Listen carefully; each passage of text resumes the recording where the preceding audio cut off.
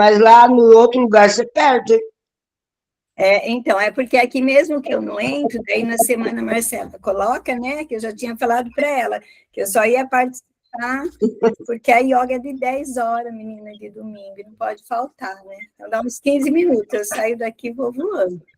Mas daí na segunda, na terça, quando ela coloca, eu acompanho, porque eu perdi. Agora lá não, lá 3 vagas você perde, né? Tem que ir lá conversar. Tá certo.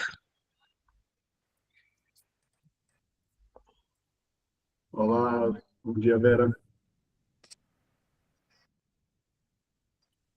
Olá, bom dia. Bom dia. Bom dia. Bom dia, bom dia. Bom dia.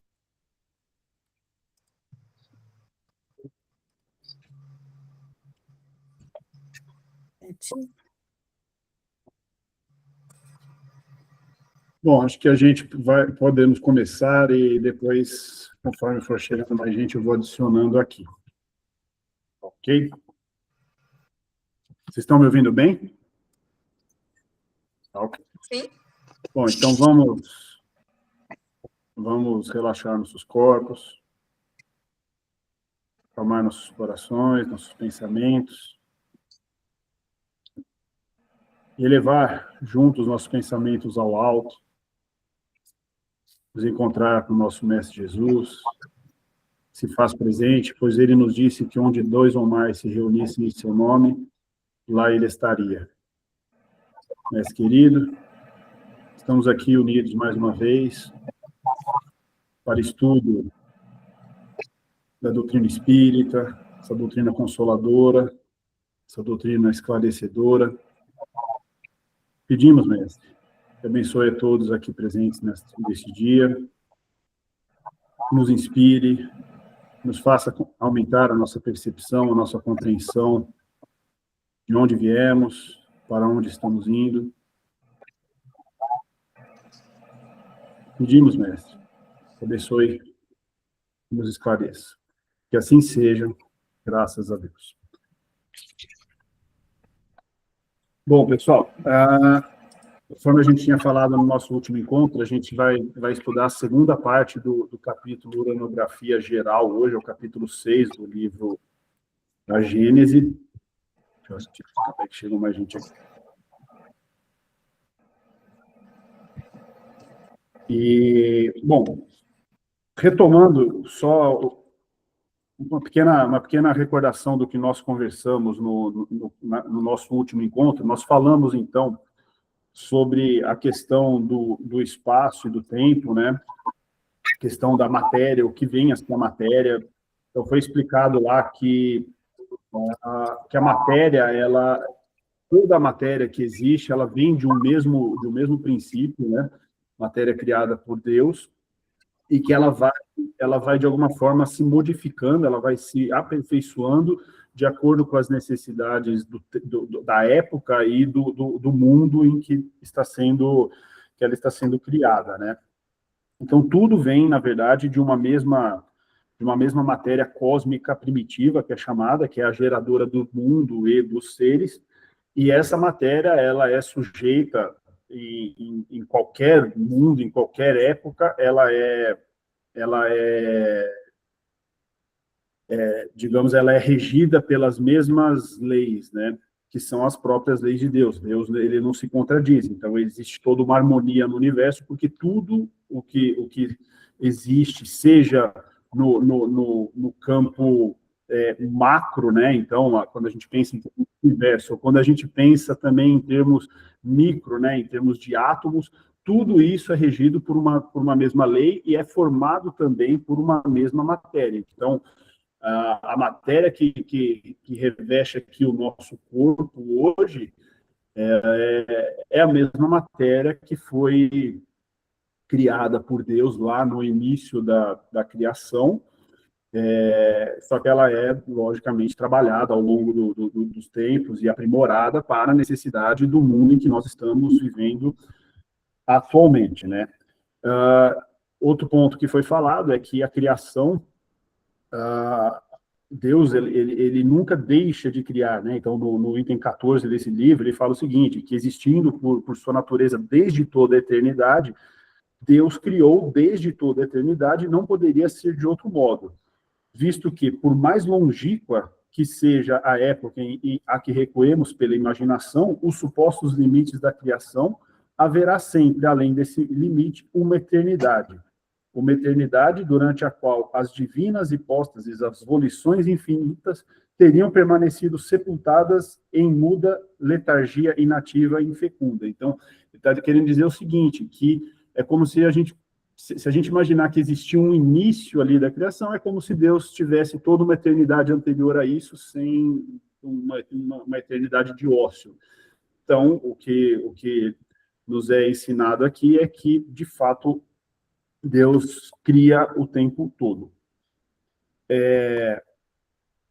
E no item 15 ele diz o seguinte, que o mundo no nascedouro, ele não se apresentou na sua virilidade e na sua plenitude de vida. O poder criador, ele nunca se contradiz, e como todas as coisas, o universo nasceu criança. Então, o universo que nós conhecemos, ele teve um início. Não quer dizer que antes desse universo Deus estava, digamos, em ócio. Na verdade, ele criou esse universo, mas Deus, em toda a eternidade, nunca parou de criar. Então, a gente tem que ter essa ideia em mente. E aí a gente inicia no item que, de fato, a gente se propôs a começar a partir de hoje, que trata da criação universal. Um ponto que é interessante nesse tópico é que ele nos explica o seguinte, que a matéria cósmica primitiva, ela já contém, desde o início dela, todos os elementos materiais, fluídicos e vitais de todos os universos que desdobram as suas magnificências diante da eternidade. Então, toda a matéria, ela tem, além do elemento material propriamente dito e fluídico, toda a matéria tem também o princípio vital. Então, qualquer matéria, por mais inerte que a gente pense assim, uma rocha, ela não tem vida. Sim, ela é uma matéria inerte, ela é uma matéria que não tem inteligência, ela é uma matéria que a gente imagina que é matéria pura só, que não existe um fluido vital ali. Mas não, o que está nos explicando é que a criação universal, ela criou toda a matéria, esse fluido cósmico primitivo, ele já tem o germe ali do princípio vital. O que acontece é que ela permanece como uma matéria inerte até que o sopro da vida, né, ou a vontade divina, a providência divina, entenda que é o momento de se criar uma vida a partir daquela matéria. Uma vida, às vezes, mais ou menos inteligente, e também é explicado nesse trecho que, de certa forma, todos nós acabamos passando por esse princípio da evolução. Então, nós enquanto seres inteligentes, é difícil da gente imaginar que um dia nós já estivemos também no que se chamava antes de reino mineral, mas nós passamos por toda a evolução para chegarmos onde estamos hoje. Nós somos seres, por mais que a gente pense assim, que a gente aprende no Espiritismo, que nós somos seres ainda em evolução, seres mais próximos do início do que do destino, mas o fato é que nós já passamos por muitas experiências para chegar no estágio em que nós estamos, em que temos a possibilidade, por exemplo, de estarmos aqui discutindo sobre as questões da vida, da criação e tudo mais. Algo que os animais, por mais inteligentes que sejam, não conseguiriam. Então, isso já é uma característica muito relevante da nossa condição de seres humanos.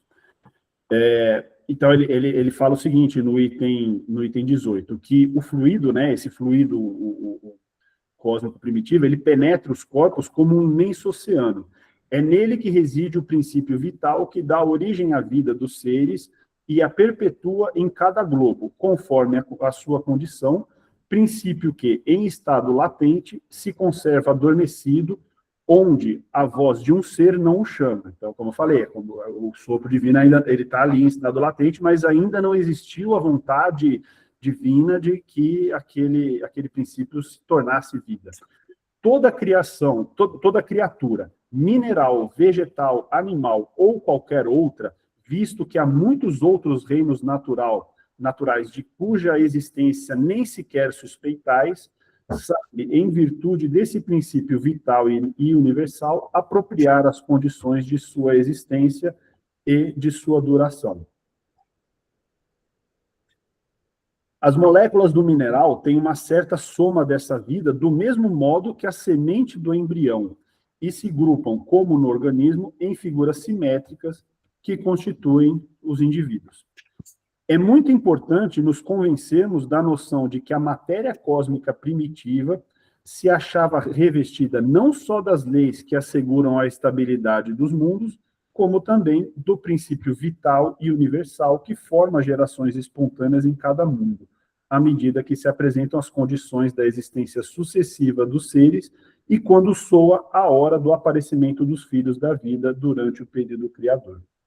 Então, esse é um ponto interessante. Eu até fiquei, quando eu li, quando eu estudei, a gente estava nesses últimos dias acompanhando essa missão da Artemis II, que fez foi até a Lua, fez uma volta ali pelo lado que a gente chama o lado escuro, né? O lado da Lua que não é visível aqui da Terra. Eu fiquei imaginando, né?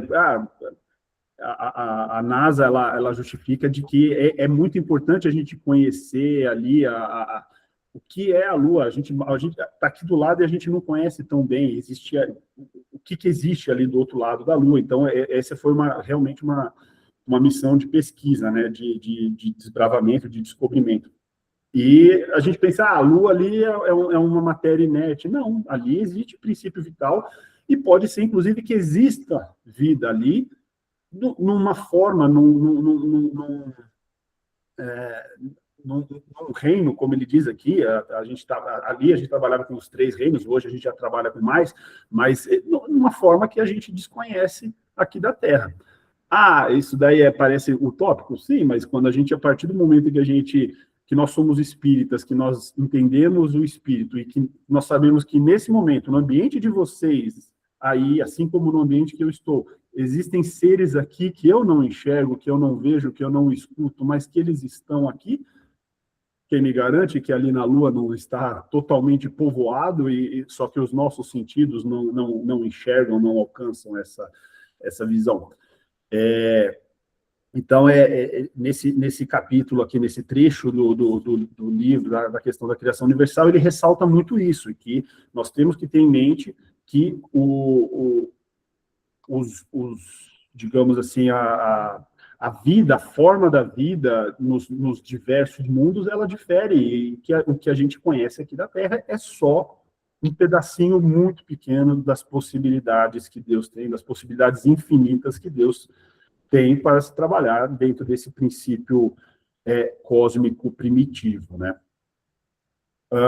E aí um trecho ainda dentro desse capítulo, dessa parte, né, no item 19, ele diz o seguinte, que o espírito não chega a receber a iluminação divina que lhe dá simultaneamente com o livre-arbítrio e a consciência a noção de seus altos destinos, sem haver passado pela série divinamente fatal dos seres inferiores, entre os quais se elabora lentamente a obra da sua individualização. Então, foi aquilo que eu comentei. Todos nós, de alguma forma, já passamos pelas formas mais primitivas da vida até chegarmos no estágio que nós estamos hoje. E, muito provavelmente, é difícil falar em tempo, né? Mas daqui a bilhões de anos, porque somos seres imortais, daqui a bilhões de anos nós vamos olhar para a nossa atual fase e entender como uma fase realmente primitiva ainda também de vida. E aí, na sequência do capítulo, ele vai tentar ali trabalhar alguns conceitos na criação dos mundos, das estrelas, dos sóis, dos planetas, dos satélites, dos cometas e tal. É importante a gente mencionar o seguinte, aqui, Kardec, a gente está falando ali da época em que a gente tinha pouquíssimos telescópios de um alcance um pouco mais elevado.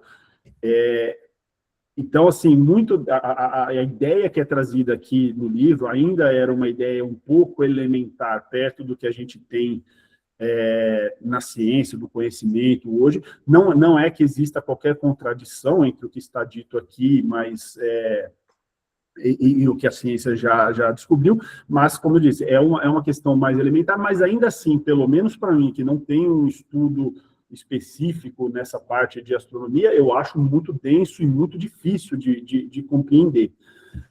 Mas é interessante a gente pensar o seguinte, ainda hoje, o nosso conhecimento com relação à própria Via Láctea, que é ali a galáxia em que nós estamos inseridos, ele é muito elementar. Por quê? Fazem o quê? Fazem, acho que mais ou menos uns 3 anos que nós conseguimos ter a primeira imagem do que seria o centro da nossa galáxia, da Via Láctea, e que se comprovou, ou se tem alguma evidência, finalmente uma evidência material, de que no centro da nossa galáxia existe um grande buraco negro, né? Uma matéria, aquela matéria condensada que distorce o espaço-tempo, porque o que acontece? É interessante a gente pensar nisso. Quando o nosso planeta ele está inserido dentro de uma grande galáxia, né? Com bilhões de estrelas, de sóis, igual ao nosso Sol aqui, existem bilhões só dentro da nossa galáxia. E no universo existem bilhões de outras galáxias. E para a gente, da posição em que nós estamos na Terra, é mais fácil nós olharmos para fora da nossa galáxia, para fora da Via Láctea, do que para dentro. Porque para dentro nós temos toda uma série de poeira cósmica que não nos permite enxergar. Então é como a gente, num dia nublado, a gente tentar enxergar o Sol. Então o princípio é mais ou menos o mesmo. Então, por telescópios, para a gente conseguir olhar para o centro, para dentro da nossa galáxia, é mais difícil do que olhar para fora. Mas, então, eu só queria tentar mostrar o seguinte, mesmo com todo o avanço tecnológico que nós tivemos desde a época de Kardec, ainda assim o nosso conhecimento é extremamente limitado. Então, o que a gente fala aqui, falar sobre a questão de formação dos mundos, quem tem um pouco mais de conhecimento vai falar, estão falando um monte de bobagem porque não é assim, assado. Tudo bem, mas mesmo quem tem um conhecimento mais avançado, mais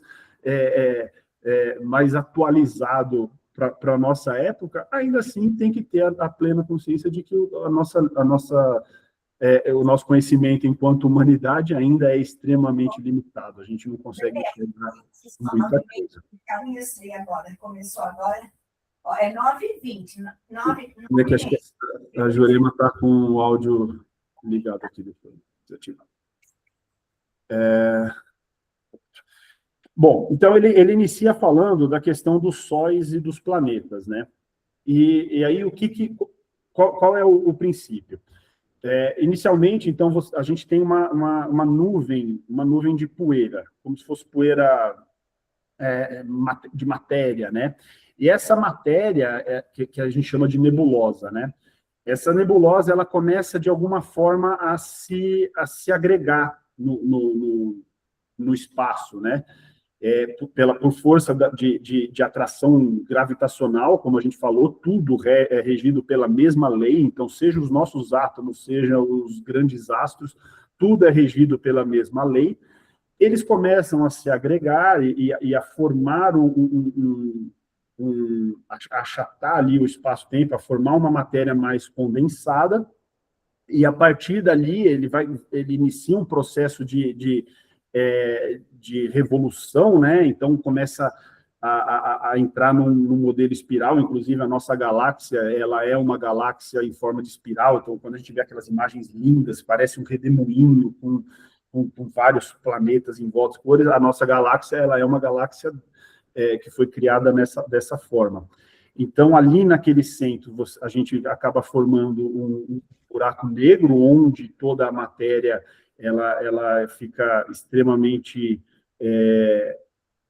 extremamente condensada e o espaço-tempo acaba sendo totalmente distorcido, e em volta começa-se a gerar, essa nebulosa começa a gerar uma condensação de espirais menores que acabam criando as estrelas. O nosso Sol foi criado dessa forma, e a partir dessa condensação da matéria, acaba que vão se desprendendo pedaços de matéria que também, por sua vez, vão também gerando essas revoluções, lógico, numa dimensão menor, que vão formando os planetas. Então, dentro desse modelo, a nossa galáxia, então, ela foi criada. A ciência hoje ainda não consegue definir exatamente quando, mas acredita-se que ali, no início do universo observável, né, que foi há 13 bilhões de anos atrás, e aí essa matéria, essa poeira cósmica acabou se condensando e formou a nossa galáxia, e dentro da galáxia, né, dentro da Via Láctea, nós acreditamos que temos algo em torno de, acho que são, não sei, 400 bilhões de sóis. Então, nós temos só aqui na Via Láctea bilhões de estrelas iguais ao Sol. Então, cada qual com o seu próprio sistema de planetas em volta, e quando a gente expande isso em termos de universo, nós temos bilhões de galáxias iguais à Via Láctea. Então, eu acho que o mais importante desses trechos aqui, que ele vai explicando em relação aos sóis, aos planetas, aos cometas, o mais importante é a gente ter a noção e a consciência do quanto que nós, aqui na Terra, somos pequenos, somos insignificantes em termos de espaço e em termos de tempo. Esse talvez seja o mais importante. É lógico, nenhum daqui vai sair um astrofísico que vai entender essas relações. Isso é muito complexo para pessoas comuns como nós, né? Mas eu acho que o mais importante é a gente refletir. É engraçado, nessa semana, né, eu vi um meme na internet de uma foto da Artemis, que a Artemis tirou quando ele estava ali do lado escuro da Lua, né, e tirou uma foto da Terra, né, foto muito bonita, a Terra assim vista meio que de lado e tal, e aí o meme era alguma coisa assim, e pensar que ali estou eu preocupado com meus boletos, né. E é verdade, porque quando a gente olha a Terra de fora e a gente pensa assim, pô, lá embaixo, lá num pontinho desse enorme globo, estou eu aqui preocupado com minhas coisas mundanas, né?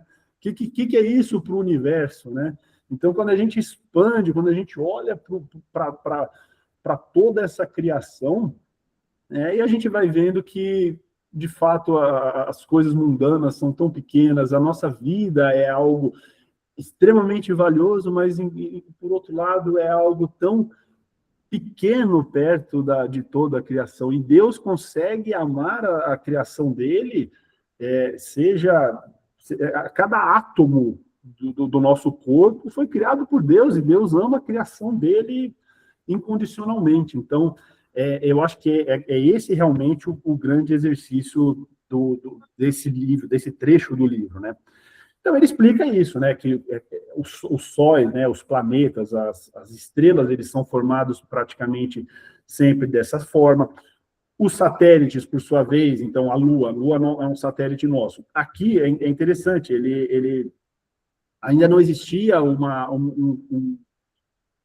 ideia tão clara na época em que foi escrito o livro, de como que se formavam os satélites. Hoje a gente já tem 3 teorias, por exemplo, para a criação das luas dos planetas. Então, às vezes, a Lua, as luas elas podem ser criadas no mesmo momento em que o planeta está sendo criado, então ele já de alguma forma, na hora que ele se desprende daquela grande massa, da grande estrela, a massa se sai dali da grande estrela, ela já sai ali com as luas formadas. É o caso de Saturno. Então, aqueles anéis de Saturno. Saturno é um planeta muito bonito, né, com aquele anel em volta.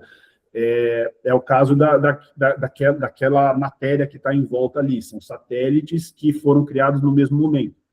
Outra possibilidade são matérias que vêm de outras galáxias, inclusive, e que acabam se prendendo, então vêm e acaba se prendendo na órbita de um planeta, formando um satélite. E a terceira possibilidade é realmente que, após a formação do planeta, uma parte da matéria se desprende e acabou se agrupando na forma de esfera em volta do planeta, como é o caso da própria Lua. Hoje se acredita, existe uma teoria, a teoria mais aceita é de que a Lua ela foi criada dessa forma.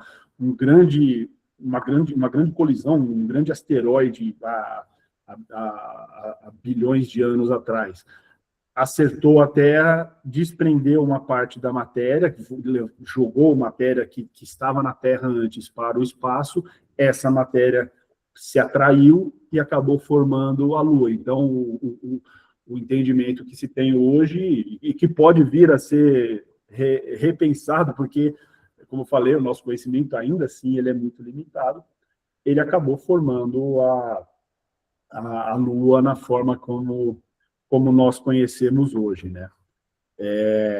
Então, ele até explica, é interessante nesse trecho, quando ele fala dos satélites, e ele vai falar da Lua nesse caso, ele explica que a Lua, apesar dela ter ali, ela fica...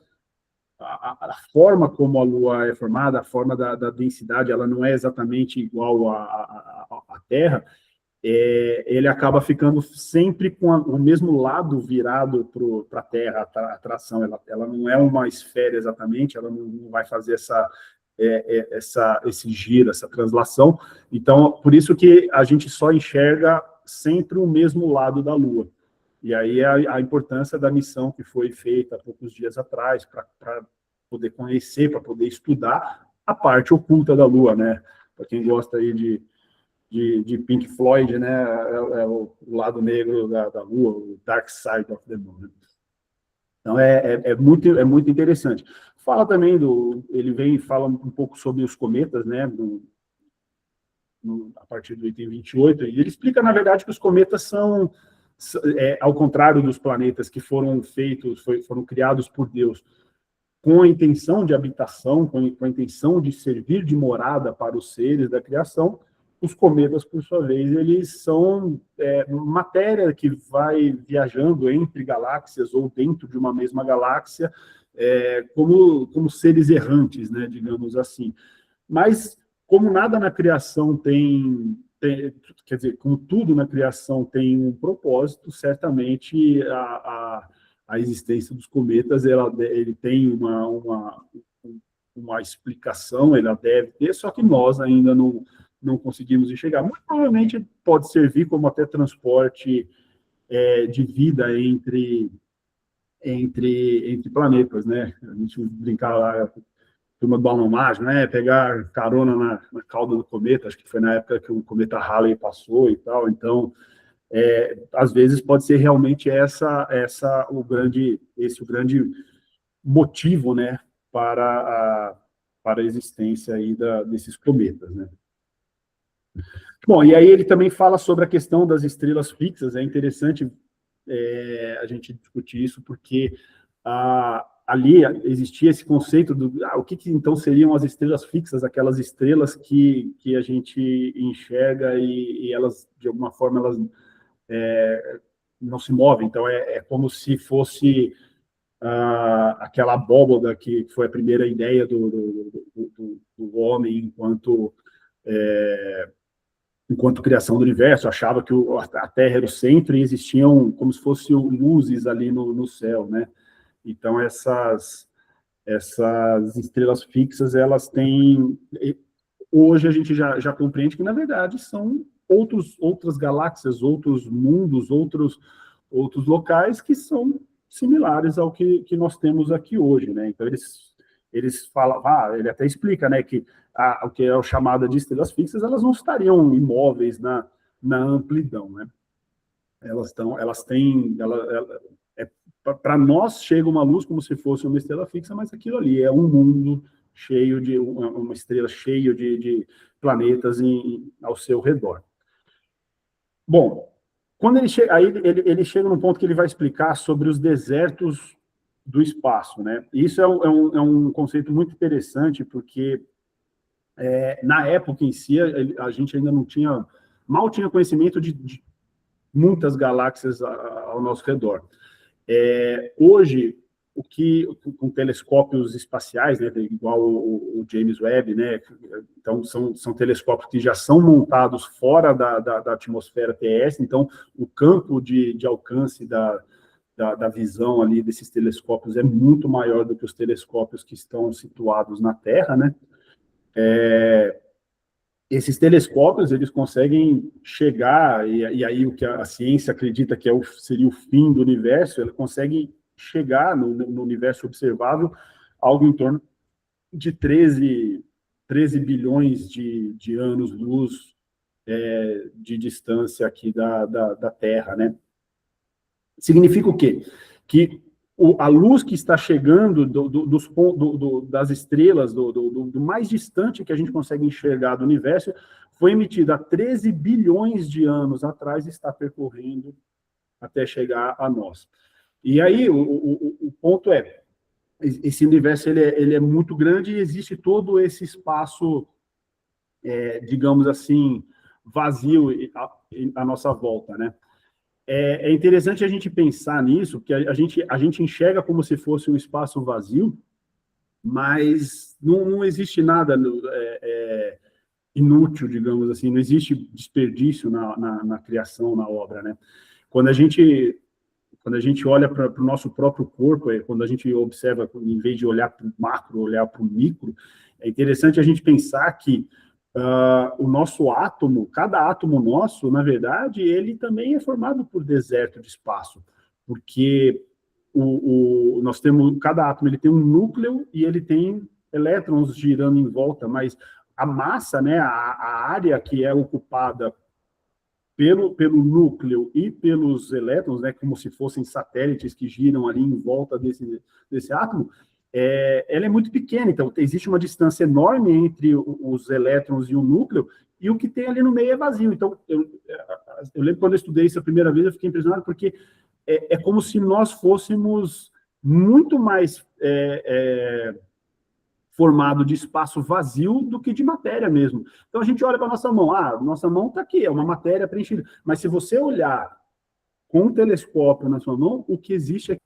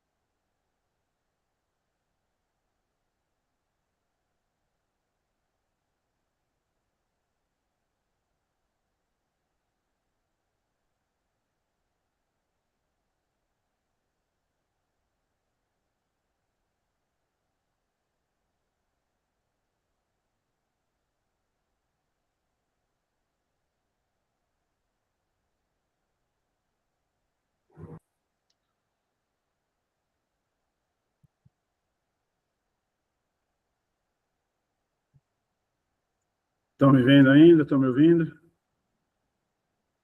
Bom, desculpa, mas na internet, eu não sei o que acontece. Parece que todo domingo, nesse horário, a operadora faz algum alguma coisa aqui que acaba caindo a internet para mim aqui. Bom, então, a gente estava falando essa questão do deserto, né, do espaço vazio. Então, até mandei um vídeo para vocês que o Carlos Lima me mandou na semana passada, um vídeo muito interessante que meio que explica, né, que fala que a gente acha que esse espaço vazio ele não tem nada, mas na verdade é como se existisse uma grande teia gravitacional dentro disso. Então, esse espaço vazio ele tem um sentido, ele tem um propósito de existir, e é ele que de alguma forma conecta por meio da própria gravidade, da atração, toda essa matéria que foi criada aí por Deus, né? Bom, então assim, eu tentei nessa parte com relação aos satélites, a questão da criação da Via Láctea, dos sóis, dos planetas, eu tentei ser mais sucinto porque é uma matéria ela é uma matéria densa, ela é uma matéria difícil que para nós que não temos formação, que não temos conhecimento técnico e científico, ele fica um pouco mais difícil. Mas como eu disse, a importância é que cada um de nós faça essa leitura e consiga interpretar a nossa própria maneira. O que importa, na verdade, não é a gente entender o conceito teórico e científico do que está sendo discutido ali, mas, de alguma forma, a gente elevar o nosso pensamento a todo esse universo, a toda essa criação, divina, né? Como a gente já aprendeu no próprio Livro dos Espíritos, nós não é e não vai ser dado a nós o conhecimento da natureza íntima de Deus, e também nós não vamos conseguir saber exatamente como que foi a Gênese, como que foi criado o mundo.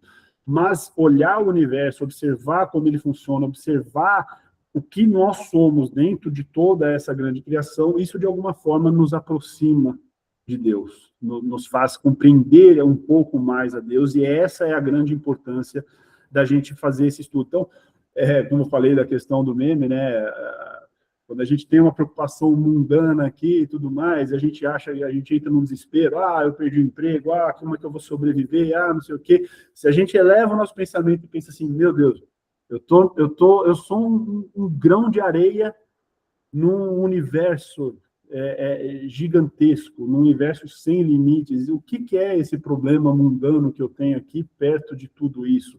Isso, de alguma forma, acaba nos trazendo um certo conforto, um certo alento para esses nossos problemas cotidianos e diários, né?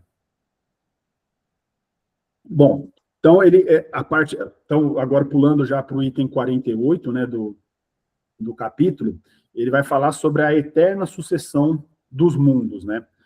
Então, ele diz o seguinte, no item 50,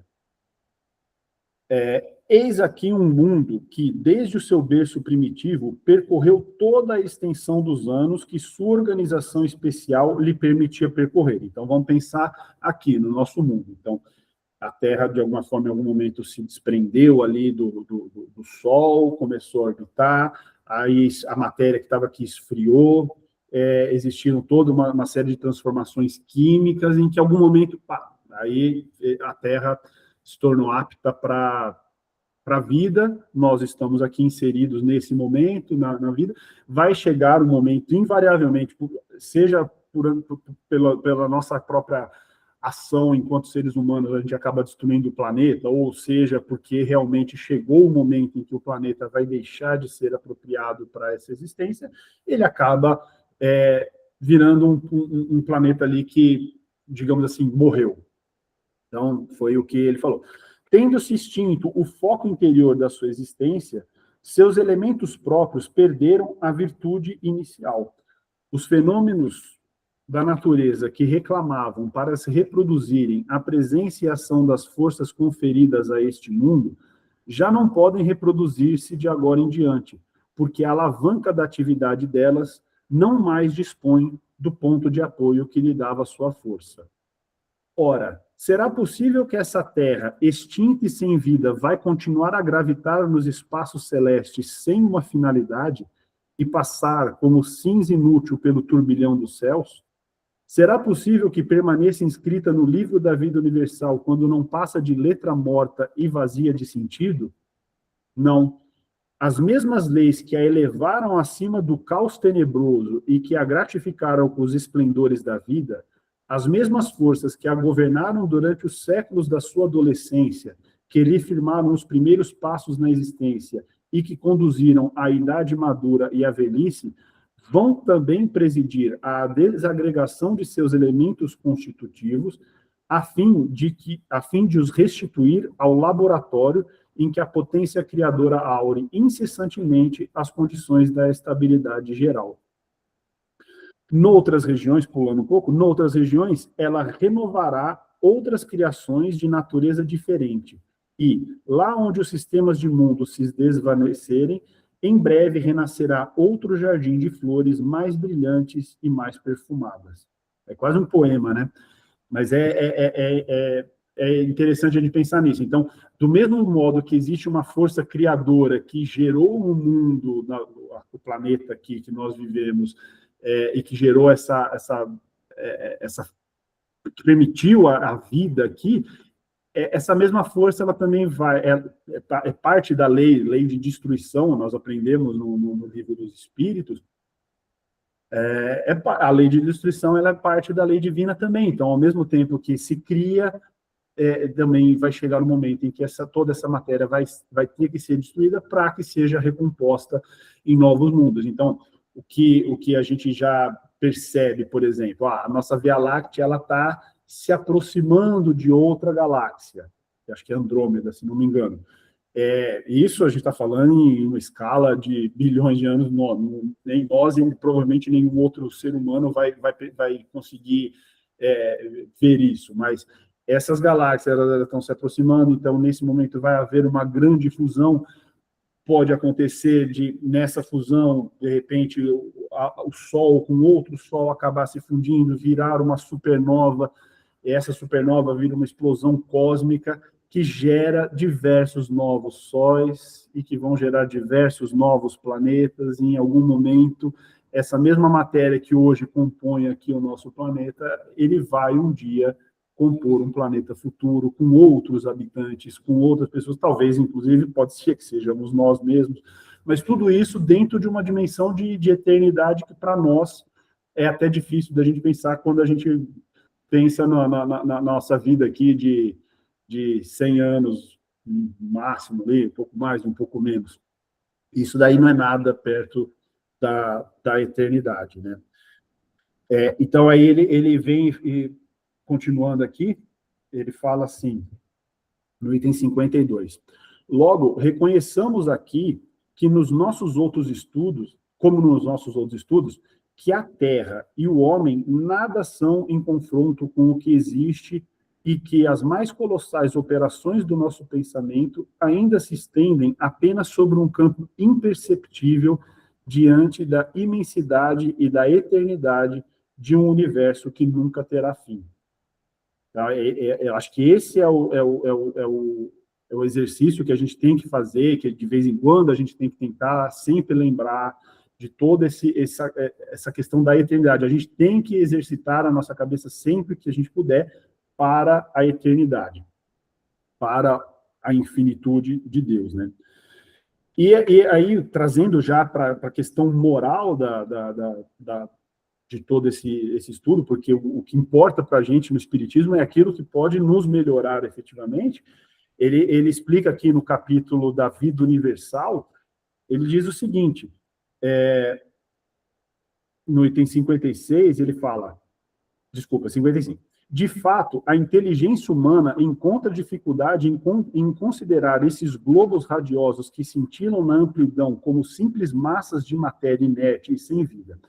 Custa-lhe pensar que não haja nessas regiões distantes magníficos crepúsculos e noites esplendorosas, sóis fecundos e dias repletos de luz, vales e montanhas em que as produções múltiplas da natureza desenvolvam toda a sua luxuriante pompa.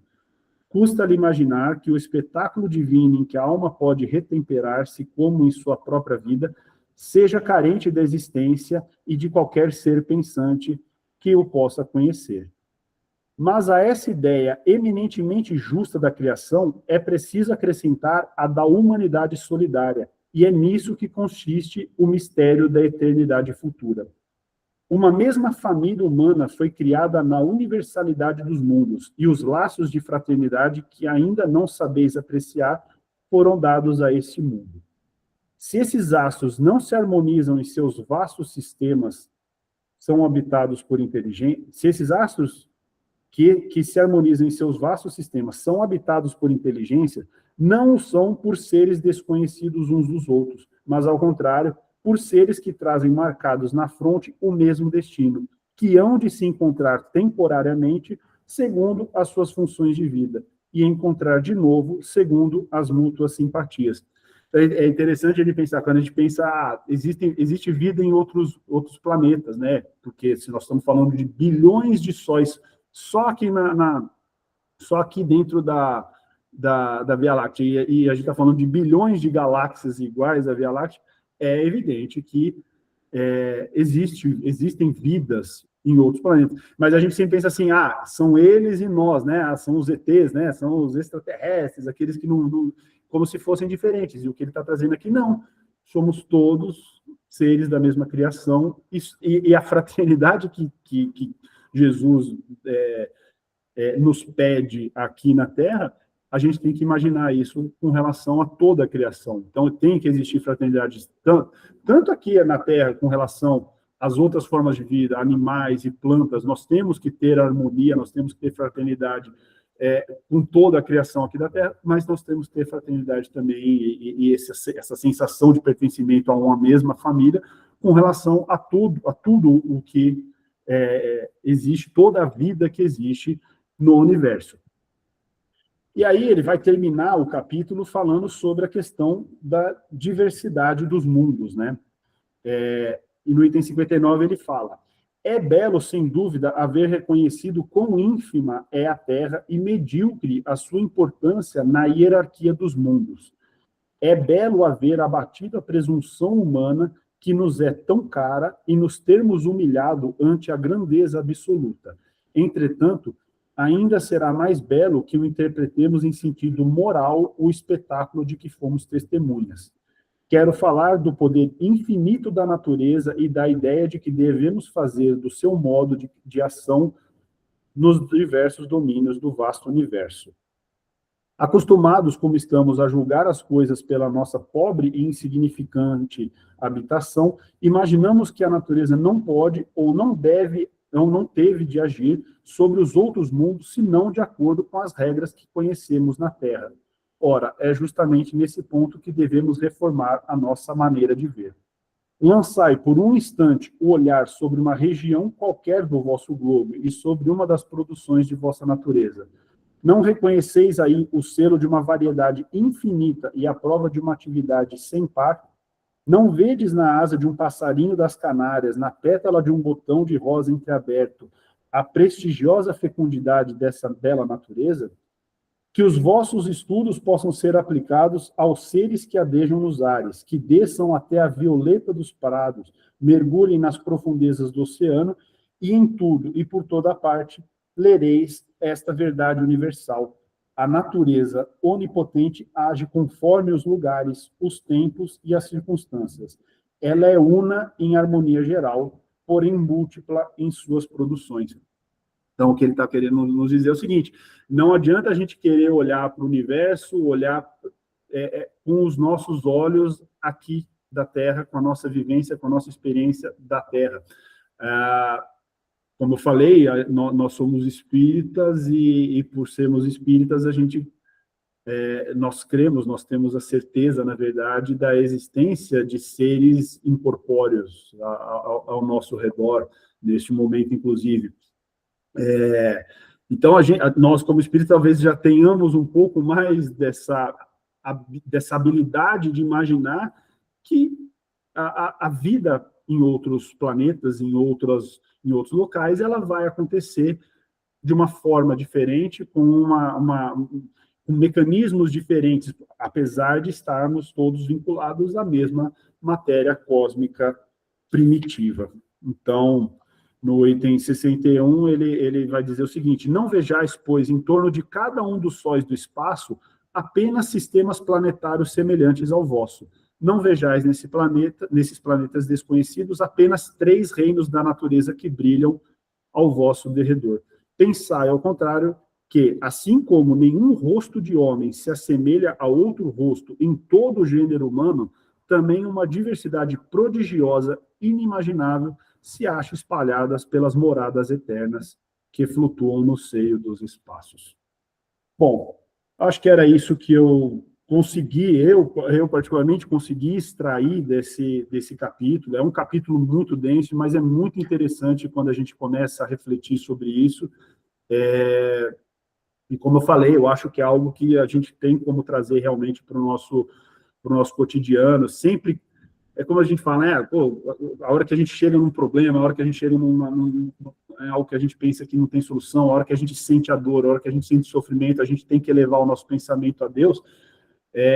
Assim como a gente já viu lá mais para o início do livro, né, a gente sempre tenta pensar em Deus como um barbado, aquele homem sábio, com a forma de um homem e tudo mais, mas é porque nós temos essa tendência a enxergar tudo com o que a gente vê aqui, com a nossa vivência, mas, na verdade, Deus não tem forma, Deus não tem essa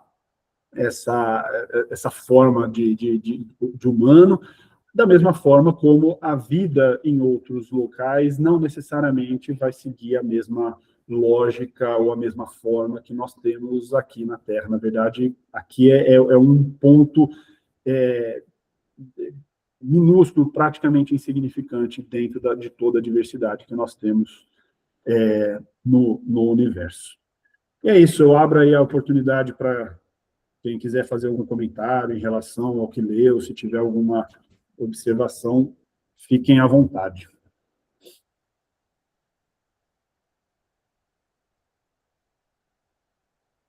Eu posso falar? Por favor, Vera. Não dá para eu não falar uma coisinha diante de tanta coisa que a gente está ouvindo hoje. Eu falo assim que eu saio hoje daqui com uma sensação muito maior de pertencimento a essa esfera, a esse universo, né? A gente está no nosso lugar, na nossa morada agora, assim como outros estão nas suas, nessa dimensão, com tantos planetas. Eu penso, aí é eu, né, que eu saio com essa sensação que a vida está em tudo, né? E assim, cada um no seu pedaço, cuidando das suas coisinhas. Todos vão ter suas tarefas, né? E você falou uma coisa, assim, uma coisa que eu avaliei tão bem, como essa brincadeira do boleto, né? Então, realmente, a gente está aqui vivendo o nosso mundo, porque sem essa vida aqui, não tem evolução espiritual, a gente precisa estar vivendo essa irmandade, essa fraternidade, tudo isso que a vida impõe para a gente, né? Então, você falou do boleto, eu pensei assim, como pode a gente estar preocupado em pagar nossos boletos, realmente, né? E eu já falei isso várias vezes.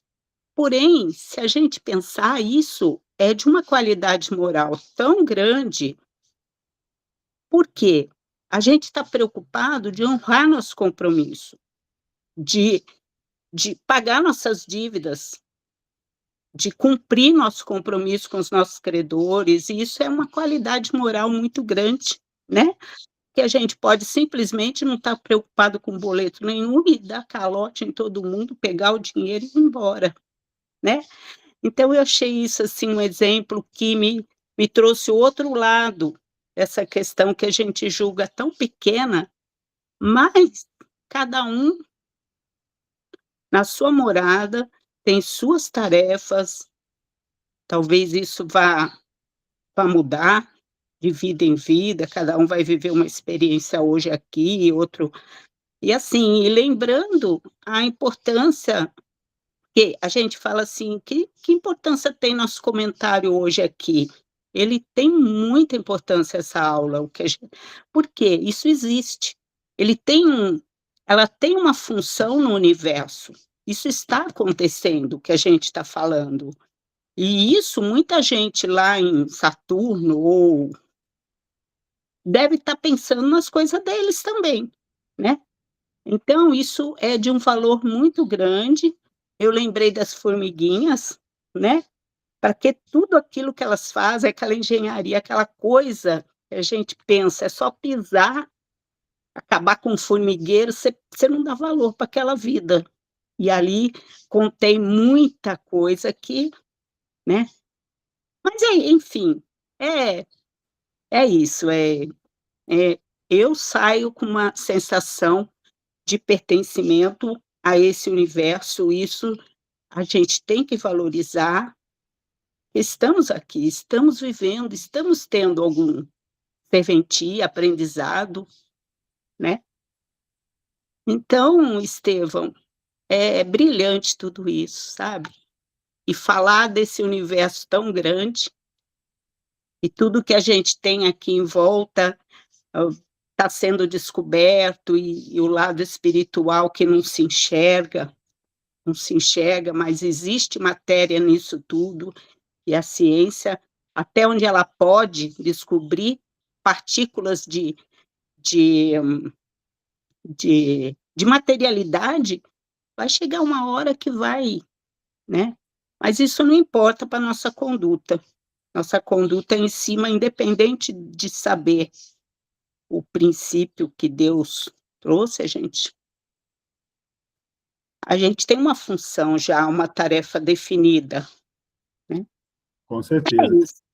Eu acho assim, o importante, É, a gente tem, a vida ela foi criada dessa forma porque Deus quis que fosse criada, nós temos necessidade de sobreviver, nós temos necessidade de nos alimentar, nós temos necessidades e que elas têm que ser supridas com o nosso próprio trabalho, com o nosso próprio empenho, e isso é muito importante. Mas o importante também é a gente entender que isso não é tudo. E que a gente também tem que entender que existe toda uma ordem muito maior do que essa vida que nós estamos vivendo aqui. E que, o boleto de hoje é uma preocupação que nós temos que ter, sim, mas a gente tem que ter noção de que ela é uma preocupação momentânea para a vida que nós estamos tendo agora, mas que para o todo, a gente não precisa dar essa dimensão. Como que eu... Deus vai prover todo, ainda mais para quem tiver boa vontade de trabalhar na obra dele, a gente sempre vai achar um caminho, sempre vai achar uma solução para os nossos problemas mundanos aqui. Né? sim, é. Mas é isso, muito, muito bom. Pessoal, eu acho que já deu o nosso horário, vamos encerrar. Eu peço até desculpas se tivesse mais algum comentário, mas é porque eu realmente eu estou com um compromisso agora e eu preciso sair. Agradeço aí a atenção de vocês e daqui a 15 dias nos encontramos. A princípio, a gente vai estudar o capítulo 7 no próximo encontro, que é o esboço geológico da Terra. Então, a gente ainda vai ter mais uns 2 ou 3 encontros um pouco mais técnicos e científicos, digamos assim, e depois a gente já vai entrar na gênese mosaica e talvez já começar a trabalhar com alguns conceitos mais não só científicos, mas também morais e religiosos também. Tá legal? Então é isso, um bom domingo para todos, abençoado, e vou fazer uma prece rápida de encerramento e já encerro na sequência, tá bom? Mestre querido, agradecemos por mais essa oportunidade de estudo e pedimos, mestre, continue nos abençoando, acompanhando a nossa jornada, possamos ter saúde e disposição para a continuidade dos estudos que se seguirão daqui a 2 semanas. Que assim seja, graças a Deus. Pessoal, tchau, Graças a Deus. tchau. Tchau. Bom domingo. Bom Obrigada. domingo a todos. Obrigada. Bom domingo. Tchau, tchau.